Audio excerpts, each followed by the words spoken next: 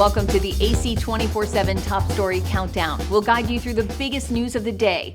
Our focus, advocating our rights, advocating health, and advocating Earth. Here's our pick for number 4. The first hours of the war. Russian elite forces descending on Hostomel Airport outside Kyiv. Their intended launch pad to the capital. It didn't work out. Ukrainian forces famously pushed the Russians back, and they made a discovery at Hostomel. The pride of Ukraine, the remarkable AN-225 or Maria cargo plane, gutted in the fighting. You know, it was feeling like you are a part of something great. It's the first time pilot Yevgeny Bashinsky has come back. Yevgeny, coming back here, it must be quite hard for you. What's the emotion like? It's very hard to be here and to see all these situations, destroyed plane, destroyed hangars. It's quite hard to see. The Ukrainian Antonov company says it wants to rebuild this one-of-a-kind giant, no matter what it takes. Designer Valery Kostyuk says they've already retrieved much of what they can use. You can feel the extraordinary size of this plane inside the fuselage. The Maria was the heaviest plane in the world, and it could carry up to 250 tons inside or even on top. Designed to transport the Soviet-era Buran spacecraft, the Antonov company refurbished the Maria multiple times.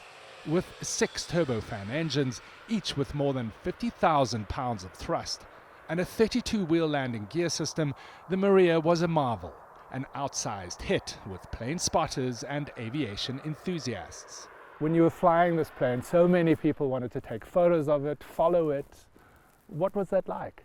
I was feeling a great responsibility, not only to operate this plane properly, correctly, but it was also a great responsibility because you are attracting a lot of attention. A few days after, you can open the YouTube and see all what have you done.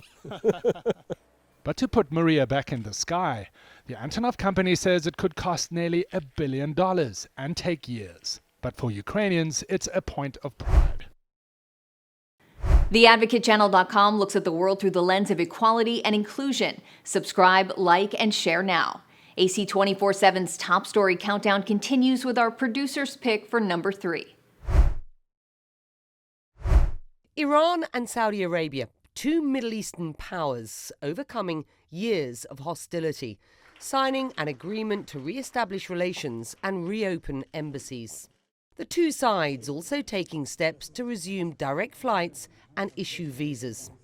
But this pivotal meeting not taking place in the Middle East, they've flown to Beijing. China acting as the guarantor of this agreement and to, quote, contribute Chinese wisdom and strength to the security, stability and development of the Middle East region. First of all, we're seeing a China that has gone beyond its usual only business to get into security matters, and is also building a relationship of trust with Saudi Arabia. I think it's a big deal that Saudi Arabia is trusting China to deliver Iran and to monitor an agreement. The two broke off relations in 2016 after Saudi Arabia executed Shia cleric Nimr al-Nimr. Saudi Arabia's embassy in Tehran was ransacked. For years, the two have opposed each other on most conflicts in the region, from Yemen to Iraq and Lebanon. Iran accused of being behind a major attack on Saudi Arabia's Aramco oil facilities in 2019, claimed by the Iranian-backed Houthis. And at their lowest point, Saudi Arabia's Crown Prince Mohammed bin Salman compared Iran's supreme leader to Hitler. He wants to create his own project in the Middle East, very much like Hitler, who wanted to expand at the time. The re-establishment of relations comes after multiple rounds of negotiations between the two sides. Saudi Arabia trying to tone down regional tensions as it seeks to diversify its economy. Iran trying to come out of its international isolation following months of mass protests and years of sanctions. The United States apparently welcoming the agreement. We support dialogue. We support direct diplomacy. We support anything that would serve to de-escalate tensions in the region and potentially help to prevent conflict. If this is the end result of what was announced in recent days, that would be a very good thing. But it's a diplomatic win for a more assertive China, with Beijing vowing to play an active role in the region. Like the Advocate channel on Facebook for the best way to get updates on stories that advocate for equality, justice, our rights, and more. AC 24/7 continues with today's top 2 pick. After years of pandemic isolation, draconian lockdowns, and restrictions on travel in and out of China, it now seems, at least when it comes to diplomacy, that Beijing is back in business. That's certainly the case with this very high-profile and highly scrutinized visit of the French president, who brought along with him the European Commission chief, to Beijing. This comes after years of fraying relations between the West and China, arguably at their lowest level in decades.